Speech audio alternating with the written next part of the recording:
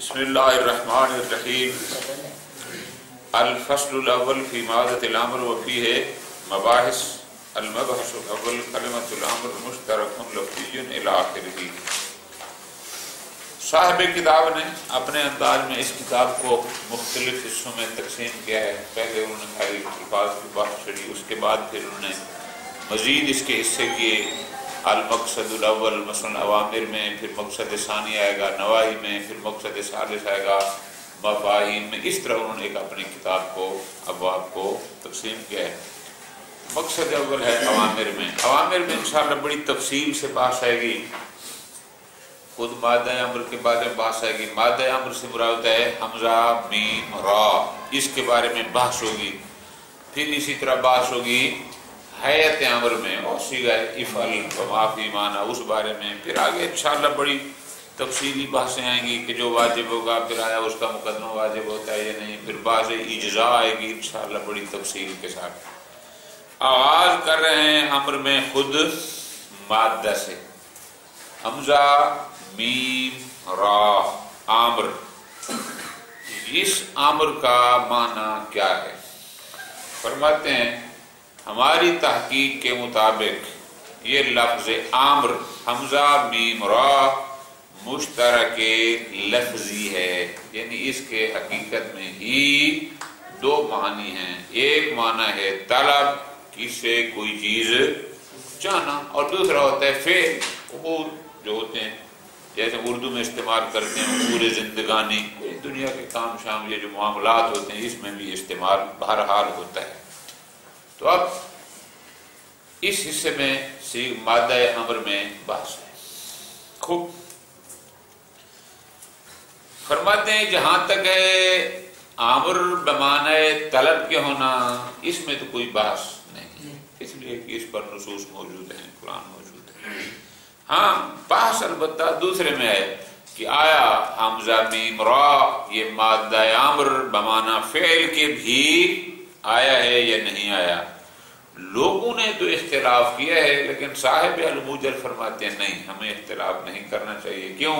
कुरान मजीद की फलां फलां फलां जो उन्होंने आयात पेश की हैं ये तीन आयात हमारे पास मौजूद हैं। इंशाअल्लाह तर्जुमे में देखेंगे कि यहाँ पर जो मादा अम्र है वो बमाना फेल के, बमाना मामलात के, बमाना कार इलाही के, अफ़ाल इलाही, फैसले इलाही, उसके माना में ये इस्तेमाल हुआ है। और फिर हम देखते हैं बहुत गौर आगा, फिर हम एक और हमारे पास दलील है कि कभी एक लफ्ज़ जमा का सीगा इस्तेमाल होता है और वो होता है अवामिर, और कभी एक सीगा जम हमारे सामने आता है जिसको जो होता है उमूर। अब जब हम उसके मुफरद में जाते हैं तो मुफरद उसका भी अम्र है और इसका भी अम्र है।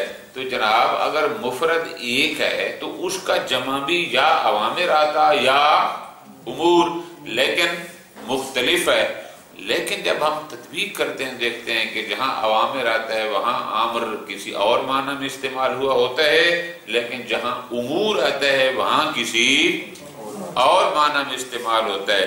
ये भी हमारे सामने एक दलील है किस बात पर कि लफ्ज़ अम्र मुश्तरके मानवी है, मुश्तरके लफ्ज़ी है, यानी ये लफ्ज़ मुश्तरक बैनल मानयैन है। इसका एक माना ये है और दूसरा माना आसान हो गया।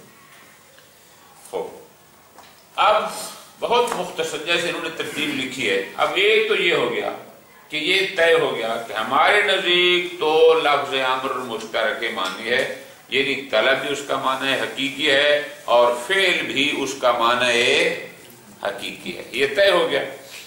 अब हम आ जाते हैं अगले हिस्से में।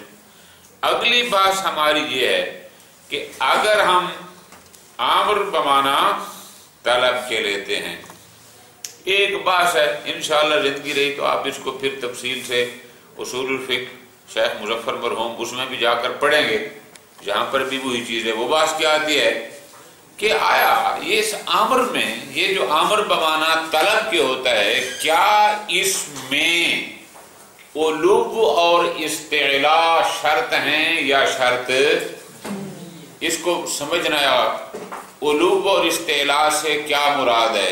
علو کا معنی ہوتا ہے واقع میں اس کا اس سے افضل ہونا، وہ چاہے اپنے آپ کو افضل ظاہر کرے تو چاہے نہ کرے۔ استعلاء کا مطلب ہوتا ہے اپنے آپ کو بڑا ظاہر۔ ٹھیک، اب اس میں ایک بحث ہے کہ یہ جو امر بمانا طلب کے ہوتا ہے، کیا اس میں یہ چیزیں شرط ہیں یا یہ چیزیں شرط نہیں؟ چار نظریات ہیں جو صاحب الموجد نے یہاں بیان فرمائے ہیں کہ اس بارے میں غور کرنا، اگر ترتیب میں نہ بھولنا۔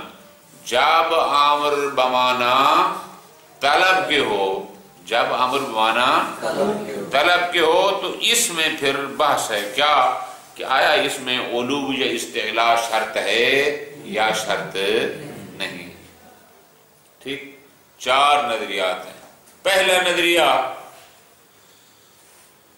یہ نظریہ ہے محقق خراسانی، انشاءاللہ زندگی رہی تو آپ جب کفایت الاصول پڑھیں گے انشاءاللہ وہاں تفصیل آئے گی۔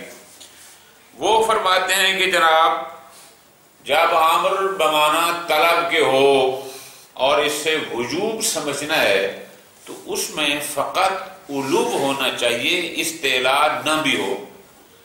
واقع میں یہ شخص طالب مطلوب منہ سے عالی ہو، افضل ہو، چاہے وہ اپنے آپ کو افضل ظاہر نہ بھی کر رہا ہو۔ تو جو فرما رہے ہیں اس کی مثال بڑی عام چلتی ہے۔ ایک استاد شاگرد سے کہتا ہے اگر آپ مہربانی فرمائیں تو یہ کام کر دیں۔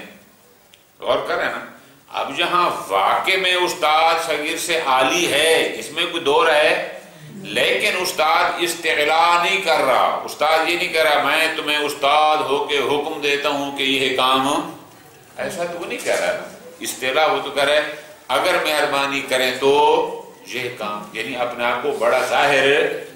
محقق خراسانی رحمت اللہ علیہ کا نظریہ یہ ہے کہ جناب واقع میں طالب کا عالی ہونا، اس کا بڑا ہونا، اس کا افضل ہونا، بس یہی کافی ہے، چاہے وہ اپنی کثر نفسی کر رہا ہو اور وہ اپنے آپ کو بڑا ظاہر نہ بھی کر رہا ہو، تو اس سے فرق۔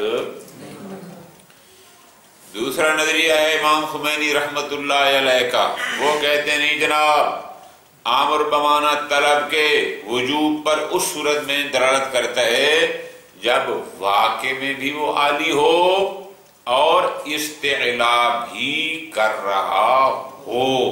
دونوں چیزیں ہونی چاہیے، واقع میں بھی وہ بڑا ہو، عالی ہو، اور ظاہر میں بھی وہ اپنے آپ کو بطور عالی پیش کر رہا ہو۔ اگر وہ بطور عالی پیش نہیں کر رہا، بے شک واقع میں ہو بھی صحیح، تو ہر عالی کی ہر طلب پھر وجوب پر دلالت بھی نہیں کرتی۔ انشاءاللہ پھر اس پر آگے بات کریں۔ تیسرا نظریہ کیا ہے؟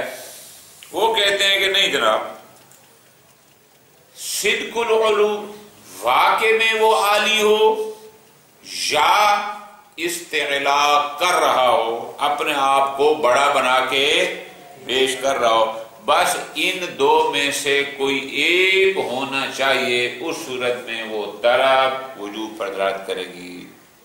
ٹھیک ہے۔ اور چوتھا نظریہ ہے محقق برجردی رحمت اللہ علیہ کا، وہ کہتے ہیں کہ نہیں جناب، اس میں اصلاً یہ چیزیں شرط ہی۔ اب ذرا ترتیب کو اگر خود ذہن میں بٹھانا ہوتا ہے، چار نظریوں کی ترتیب کیا ہے؟ نظریہ اول میں فقط واقع میں علو شرط ہے، نظریہ ثانی میں نہیں جناب، صدق العلو فی الواقع بھی ہو اور استعلاء بھی ہو، نظریہ ثالث یہ ہے کہ ان دو میں سے کوئی ایک ہو، اور نظریہ رابع یہ ہوگا کہ اصل دونوں شرط۔ اب سوال صاحب الموجد سے، جناب آپ کی نظر میں کون سا نظریہ؟ فرماتے ہیں میری نظر میں تو وہی ہمارے استاد محترم والا نظریہ ہی بہتر ہے۔ کون سا؟ دوسرا کہ امام خمینی کا ہے کہ صدق العلو فی الواقع ٹھیک کیوں؟ فرماتے ہیں ہم دیکھتے ہیں بس اوقات ایک شخصیت واقع میں علو کی مصداق ہے، وہ عالی ہے، لیکن وہ طلب بھی کر رہی ہے، لیکن طلب اس کا وجوب پر دال نہیں ہوتا۔ سمجھ آ گئی بات کی؟ اچھا، کوئی دلیل؟ فرماتے ہیں ہمارے پاس ایک دلیل ہے۔ دلیل یہ تھی کہ ایک لونڈی تھی کسی زمانے میں، اس کا نام تھا بریرہ، وہ بعد میں ہو گئی آزاد۔ جب آزاد ہو گئی تو آزادی کے بعد اس کو اختیار تھا، چاہے تو آپ نے صاحب کا شوہر کے ساتھ رہے، وہ جو غلام تھا، چاہے تو اس کو چھوڑ دے۔ جب آزاد ہو گئی تو اب اس کے بعد اختیار آ گیا، وہ جانے لگی تو اس کا شوہر بھی پیچھے۔ روایت کے مطابق یہ ہے کہ وہ بیچارہ رونا دھونا شروع کر دیا، میری بیگم تھی تو چھوڑ کے جا رہی ہے، فلان ہے۔ اس نے جناب عبداللہ بن عباس سے کہا چلتے ہیں پیغمبر خدمت میں، ان سے بات کرتے ہیں کہ جناب مہربانی کرو کہ اس سے معاملہ کرا دو۔ بات کی، پیغمبر نے اس کو بلایا، ہاں بھائی وہ آ گئی۔ پیغمبر نے فرمایا کہ یہ تیرا شوہر ہے، رو رہا ہے، تو مہربانی کر غور کرنا اس نقطے پر۔ نقطہ کیا تھا؟ اس نے پیغمبر کی خدمت میں عرض کی، اتامرنی، کیا جناب مجھے امر کر رہے ہیں، یعنی امر وجوبی؟ پیغمبر نے فرمایا نا، انا شافع، حکم نہیں، حکم ہوتا تو پھر ادھر نہیں کر سکتی نا، میں تو فقط اس کی سفارش کر رہا ہوں کہ اگر کوئی گنجائش نکلتی ہے تو اس بیچارے کا خیال کر۔ لیکن وہ بندی تھی میرا خیال ہے بڑی کوئی پکی، اس نے کہا اللہ حافظ، میں اب بھی اور ڈھونڈوں گی، تیرا میرا اللہ بے۔ بہرحال ہمارا محل شاہد کیا، بات کو سمجھنا ہے، ہمارا محل شاہد کیا ہے کہ اگر صدق العلو فی الواقع امر میں کافی ہوتا، وہ پیغمبر سے پھر یہ سوال نہ کرتی کہ اتامرنی، سمجھے؟ کیوں؟ اس لیے، اور پھر پیغمبر نے فرما دیا کہ نانا میرا وہ والا امر نہیں جو مانا وجوب کیا ہے، انا شافع۔ تو اس کا مطلب ہوگا وجوب میں امر فقط وہی ہوگا جہاں صدق العلو فی الواقع بھی ہو اور استعلاء بھی۔ ٹھیک ہے، یہ نظریہ ہو گیا صاحب الموجز کا، دلیل بھی یاد اور ان کا نظریہ بھی یاد۔ اس کے بعد آ گئی اگلی بات۔ اگلی بات کیا ہے کہ یہ جو مادہ امر ہے، میں نے گزارش کی ہے کہ مادے سے مراد ہے حمزہ، میم اور را، امر۔ آیا یہ مادہ امر جب بمعنی طلب کے ہو، خود اس مادے میں کہ اگر میں کہتا ہوں آمرو کا، میں تمہیں آمر کرتا ہوں، کیا اس کی دلالت وجوب پر ہے یا وجوب پر نہیں ہے؟ یہ ایک بحث ہے۔ ان کا نظریہ یہ ہے کہ بالکل جناب اس کی دلالت وجوب پر ہے۔ کیوں؟ فرماتے ہیں ہمارے پاس 3 آیات اور ایک روایت، 3 آیات اور ایک دلیلیں ہیں، ادلہ ہیں ہمارے پاس 4، جن سے یہ ثابت ہوتا ہے کہ جہاں مولا نے مادہ امر کا استعمال کیا اور اس کی ہوئی مخالفت، مولا نے اس کو قابل مذمت فعل قرار دیا، مولا نے اس کو عصیان قرار دیا، مولا نے اس کو معصیت قرار دیا، مولا نے اس پر جہنم کی دھمکی دی ہے۔ کس پر؟ جہاں مولا نے طلب کیا تھا مادہ امر کے ساتھ حمزہ میم را کا استعمال کیا اور مکلفین نے اس کے مطابق عمل نہ کیا، تو کہیں کہا تمہیں جہنم میں ڈال دوں گا، کہیں کہا کہ جو ایسے ہیں وہ عصیان کرتے ہیں، الی آخرہ۔ ٹھیک، اب آ جائیں واپس۔ ہم نے 3 چیزیں یہاں کلیئر کی ہیں۔ نمبر ایک کیا؟ لفظ امر مشترک لفظی بین المعنیین، اس کو یاد رکھنا ہے۔ نمبر 2، جب امر بمعنی طلب کے ہو تو اس میں 4 نظریات ہیں۔ نمبر 3، صاحب الموجل کا نظریہ کیا ہے؟ آپ کہیں گے وہ ہے دوسرا کہ علو بھی شرط ہے اور استعلاء بھی شرط ہے۔ اور نمبر 5، آیا مادہ عامر حمزہ میم را جب کوئی شخص کہتے ہیں کہ آمرکا میں تمہیں آمر کرتا ہوں تو آیا اس مادہ کی دلالت وجوب پر ہے یا وجوب پر نہیں؟ آپ کہیں گے جناب صاحب الموجز کے نزدیک مادہ عامر کی دلالت وجوب پر ہے۔ دلیل کیا ہے؟ آپ کہیں گے جناب ان کے پاس 3 آیات ہیں اور ایک روایت۔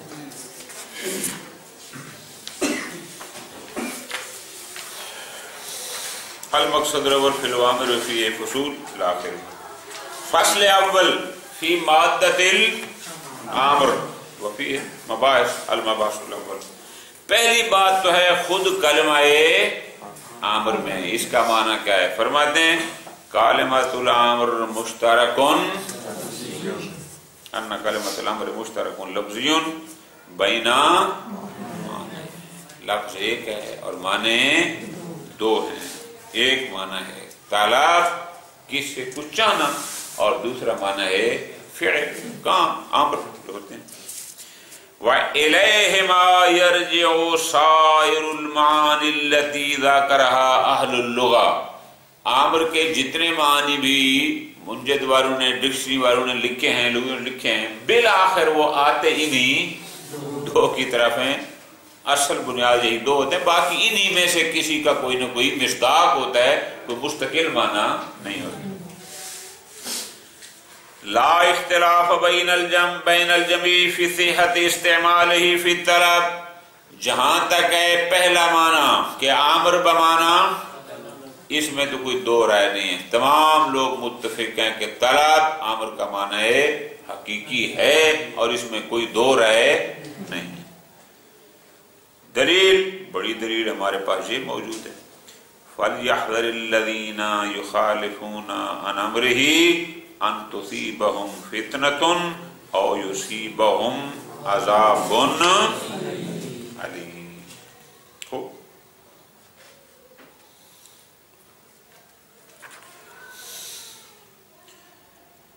ان لوگوں کو ڈراؤ جو ہمارے مخالفت، جو ہمارے امر کی، یہاں امر کا معنی کیا ہے؟ طلب۔ ہم حکم دیتے ہیں یہ کرو اور وہ نہیں کرتے، ہماری طلب کی مخالفت کرتے ہیں، ان کو بتا دو کیا ان تصیبہم فتنہ او یصیبہم عذاب، بڑی بات ہے۔ انما الاختلاف فی المعنی الثانی، البتہ بات یہ ہے کہ امر کا معنی فعل، یہ فعل بھی اس کا معنی حقیقی ہے یا اس میں بات ہے۔ آپ کیا فرماتے ہیں؟ فرماتے ہیں اعضاء حیثیت استعمالی فی الفعل، ہمارے نزدیک تو بالکل جناب یہ بھی اس کا معنی ہے اور اس کو استعمال کرنا بالکل صحیح ہے اور حقیقت ہے۔ بڑی دلیل ہمارے پاس قرآن مجید۔ 3 آیات پیش کر رہے ہیں۔ قل ان الامر كله لله يخفون في انفسهم ما لا يبدون لك، سورۃ آل عمران آیت نمبر 154۔ ان الامر كله للہ، یہ جو بندے ہیں نا یا رسول تیرے سامنے یہ 2 نمبریاں کرتے ہیں، 2 نمبریاں کیا ہوتے ہیں؟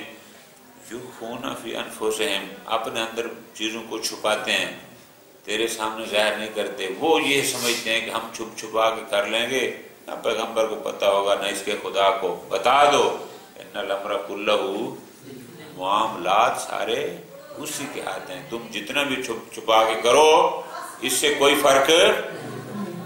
اسی طرح اور آیت مبارکہ ہے، وہ کیا ہے؟ قُضِیَ الْأَمْرُ إِلَى اللَّهِ تُرْجَعُ الْأُمُورُ۔ اب تو فیصلہ ہو چکا، یعنی اللہ کی طرف جو عذاب آنا تھا آ گیا تھا اور تمام معاملات کی برگشت بالآخر اسی کی طرف ہے۔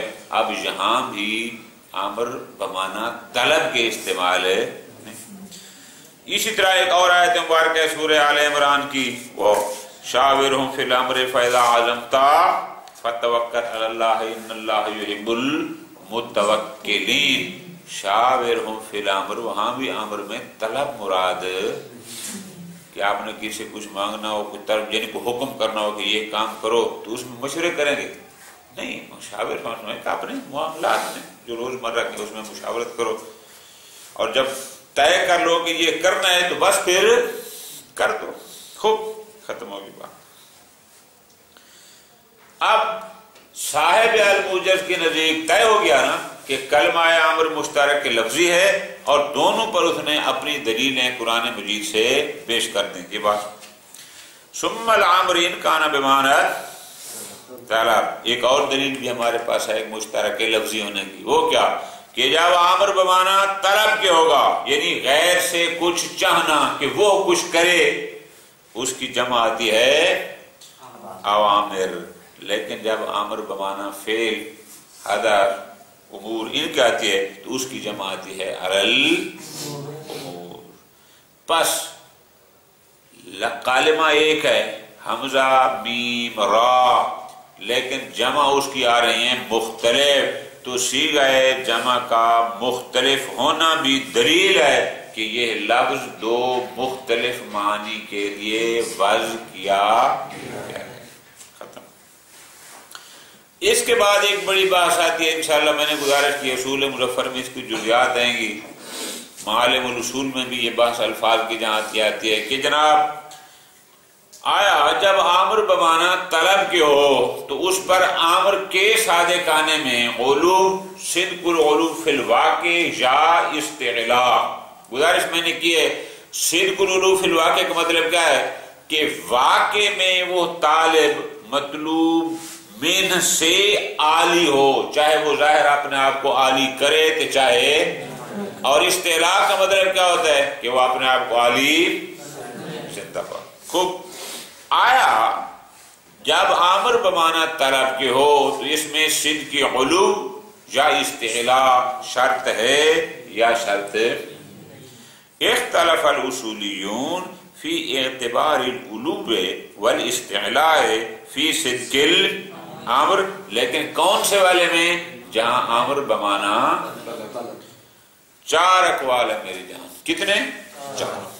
نمبر 1 یعتبر فی صدق مادۃ الامر وجود العلو فی الامر،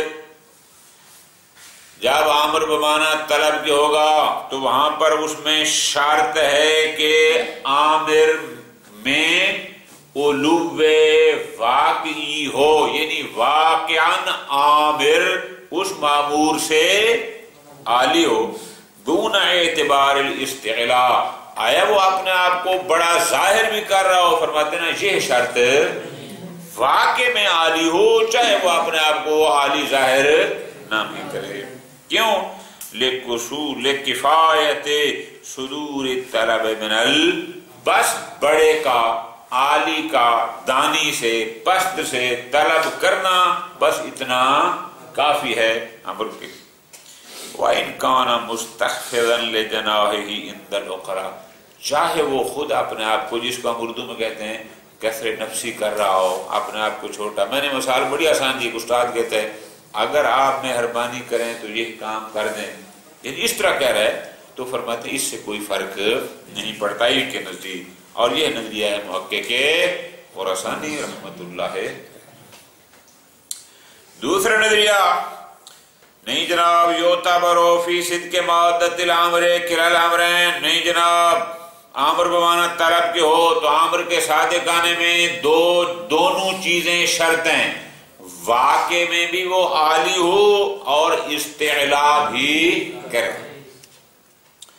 فلا يؤد کلام المولا مع عبده امرا اذا كان على طریق الاستدعاء، بے شک مولا ہے، بے شک واقع میں وہ بڑا ہے اور عالی ہے، لیکن اگر اپنے ماتحت سے بطور استدعاء، جس کو ہم اردو میں کہتے ہیں بطور گزارش، تو فرماتے اگر اس انداز میں وہ بات کر رہا ہے اپنے ماتحت سے تو اس کو امر نہیں کہتے۔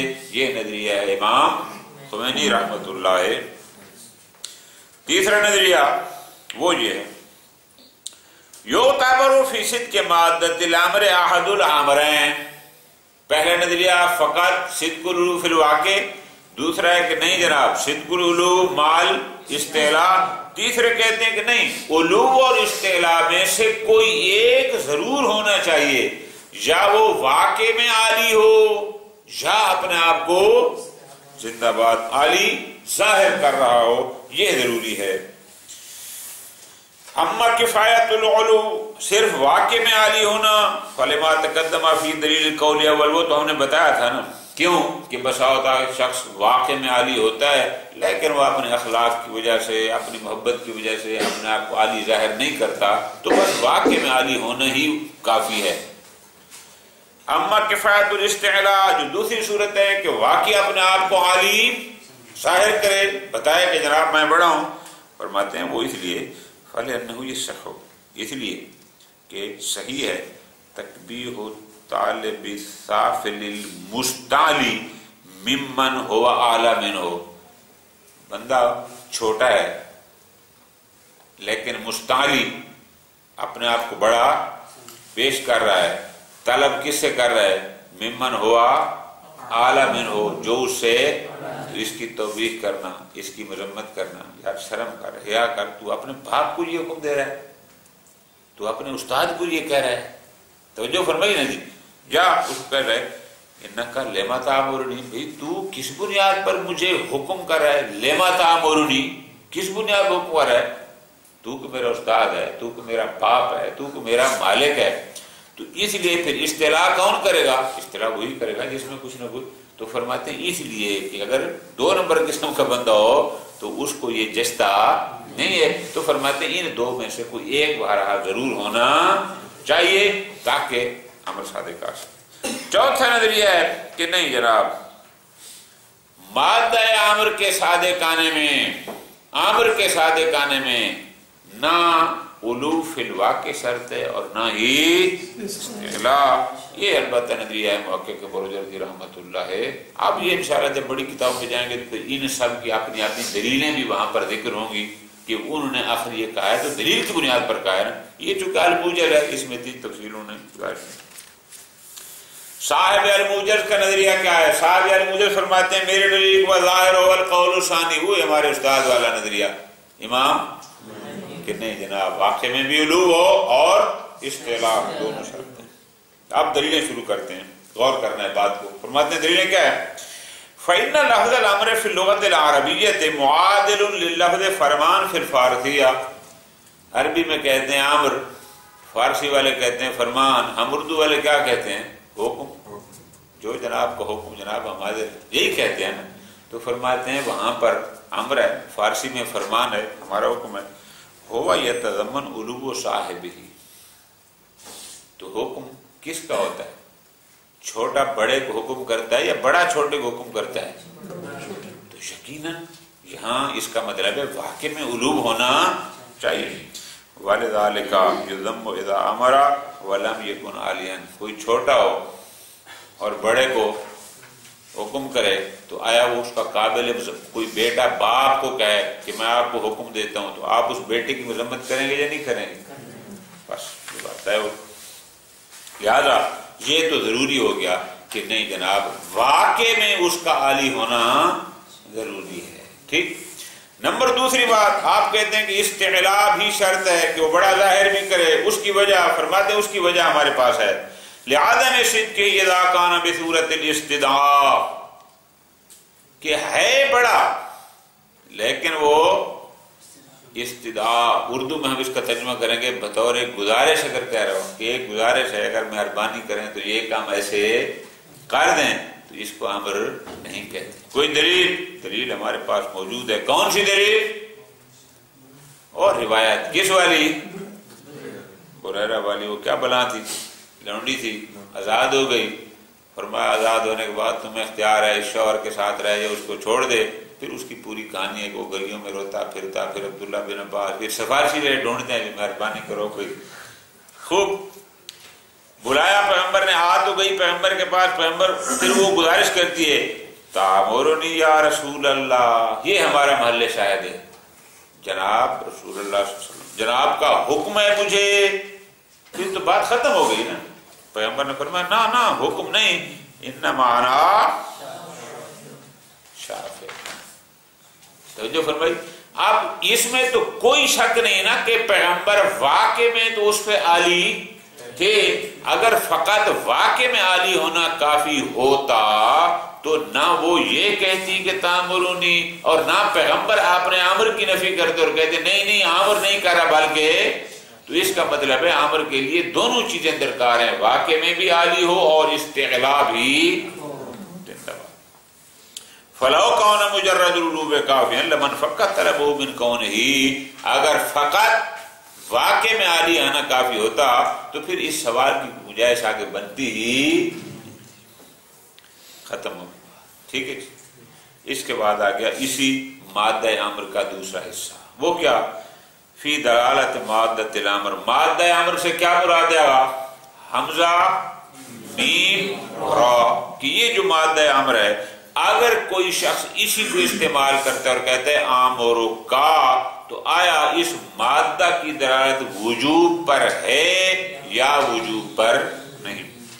اذا طلب المولا من عبدہ شیئا بلفظ، مثلا کہتا ہے آمرک بکذا، میں تمہیں آمر کرتا ہوں کہ یہ کام کر دو، حال یدل کلامہ، کیا اس نے جو مادہ امر کا استعمال کیا ہے آیا اس کی کلام وجوب پر دلالت کرتی ہے؟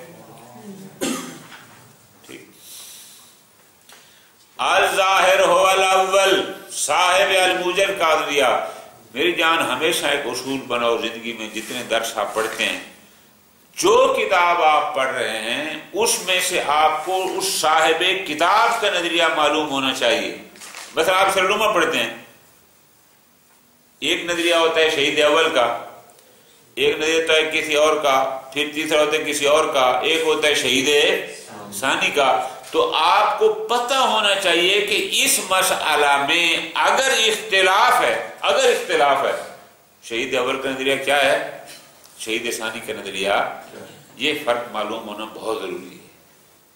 ٹھیک ہے، کیوں؟ کیونکہ آپ لوما میں دیکھیں نا، بہت سارے مقام آئے ہیں لوما میں کہ جہاں پر شرح لوما میں کہ شہید ثانی شہید اول سے، چونکہ دونوں ماشاءاللہ فقیہ تھے، دونوں مرجع تھے رحمت اللہ علیہ، تو وہاں پر تھے۔ اب ہم مثلا آج موجز پڑھ رہے ہیں نا، صاحب آج موجز جتنے نظریات بھی لوگوں کے بیان کرے ٹھیک ہے، لیکن ہمیں یہ پتا ہو کہ اس کا اپنا نظریہ زندہ باد، والظاہر هو الاول، تو یہ نظریہ ہوگا کس کا؟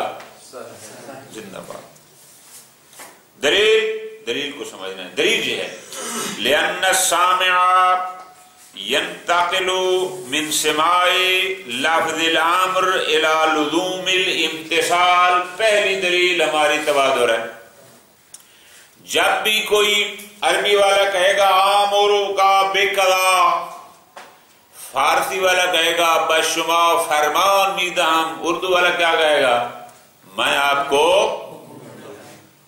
فی الحال ہماری بات عربی میں ہے، چونکہ ہم نے استعمال قرآن و حدیث سے کرنا ہے تو اس میں تو مادہ امر استعمال ہوگا نا۔ اب جہاں امر کا استعمال ہو تو سننے والا کیا کہے گا؟ اس نے کہا ہے آمر کا، اس کا مطلب ہے اب تو ہمیں ہر حال میں یہ کام کرنا، تبادل یہی ہوتا ہے نا کہ جب وہ کہتا ہے کہ آمر کا تو بس وہ آگے پھر خاموش رہے گا، اب اس نے آمر کا کہا ہے اب تو ہمیں ہر حال میں یہ امتثال کرنا ہی، اور یہی لزوم امتثال کا دوسرا معنی ہوتا ہے وجوب، کہ جس کے نہ کرنے میں گنجائش نہیں ہوتی۔ وَيُؤَيِّدُ هَذَا الْانْسِبَاقُ وَالتَّبَادُرُ بِآيَاتٍ، یہ تو تبادر یہ پہلی دلیل تھی نا، پھر فرماتے ہیں ہمارے پاس آیات ہیں، 3 آیات ہیں اور 1 روایت ہے، تو مجموعی دلیلیں کتنی ہو جائیں گی؟ 5، اس ترتیب سے یاد کرنا ہے۔ ٹھیک ہے جی، مادہ امر کی وجوب پر دلالت ہوتی ہے۔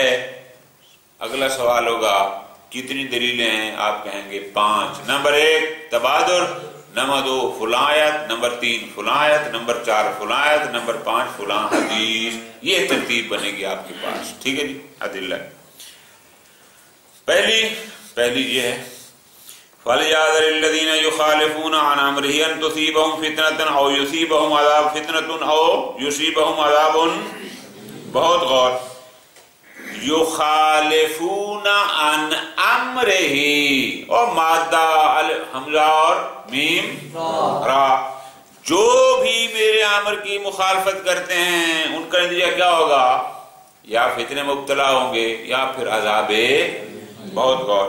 خداوند متعال نے عامر کی مخالفت پر تحدید کی ہے، اور انشاءاللہ سورہ میں آپ پڑھیں گے جہاں جس کام کے نہ کرنے پر تحدید ہو وہ علامت وجوب کی ہوتی ہے. ٹھیک ہے.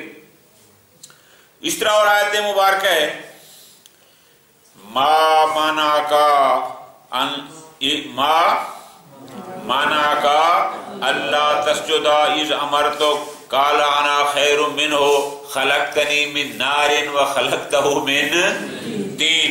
اب یہاں پر خداوند متعال نے استفہام انکاری ہے نا، ما منعک، اس کا مطلب یہ نہیں کہ اللہ تعالیٰ کو نعوذ باللہ پتہ نہیں تھا، اس سے پوچھ رہے ہاں بھائی بتا تیرا کیا مسئلہ ہے، تو نے کہا ایسا تو نہیں ہے. در حقیقت تو مراد اس کی مذمت کرنا تھی. اب مذمت خداوند متعال نے کس بات پر کی؟ اذ امرتو، امر کی تو مادہ امر استعمال کیا ہے، تو جو امر کی مخالفت پر مذمت ہو اس کا مطلب کیا ہو گیا کہ وہ کام تیرے لیے واجب تھا اور تو نے نہیں کیا. تیسری آیت، یہ آیت بہت لمبی چوڑی ہے، اس کا یہ ایک جز ہے، ٹکڑا ہے تھوڑا سا. علیہا ملائکۃ، اصل آیت اس طرح یا ایھا الذین آمنوا قوا انفسکم واہلیکم نارا وقودها الناس والحجارہ علیہا ملائکۃ غلاظ شداد لا یعصون اللہ ما امرہم. یہ ہمارا محل شاہد ہے. اللہ انہیں جو امر کرتا ہے وہ اس کی نافرمانی عصیان. اب اس کا مطلب ہے کہ امر کے مقابل میں زندہ باد. سم سبحانہ مخالفت الامر، کہ اللہ نے مخالفت امر کو کیا نام دیا؟ یعنی کیا کہ امر کے مطابق کرتے ہیں، یعنی عصیان نہیں کرتے، اور اگر امر کے مطابق نہ کرتے تو اس کا مطلب عصیان کرتے ہیں. والوصف بالعصیان، اور عصیان کہاں ہوتا ہے؟ بندہ عاصی کب ہوتا ہے؟ جب کسی اپنے واجب کو ترک کرے. اور پانچویں اور آخری دلیل ہماری کس بات پر کہ مادہ امر کی دلالت وجوب پر ہے، وہ ہے حدیث مبارکہ. الاخبار ان الامر بالسواک یلازم، روایات میں پیغمبر اکرم صلی اللہ علیہ وآلہ وسلم کا فرمان مبارک لولا ان اشک علی امتی لامرتهم بالسواک، اگر مجھے اپنی امت سے پیار نہ ہوتا اور ان کی مشقت خوف نہ ہوتا تو میں انہیں آمر کرتا کہ ہر نماز سے پہلے مسواک کرو، لیکن یہ چونکہ باعث مشقت ہے تو نہیں کرتا. اب غور کرنا ہے، یعنی آمر وجوب پر دلالت کر جاتا اگر مشقت، تو لفظ کس کو استعمال کیا ہے؟ مادہ آمر کو. کون ہو مفیدن الوجود اذ لا مشقت، کیوں؟ چونکہ پیغمبر نے اس کو استحباب قرار دیا ہے نا. استحباب مشقت جس کے لیے میسر ہوگا وہ کر لے گا، جس کے لیے میسر نہیں ہوگا وہ، لیکن واجب ہوتا تو ہر ایک کو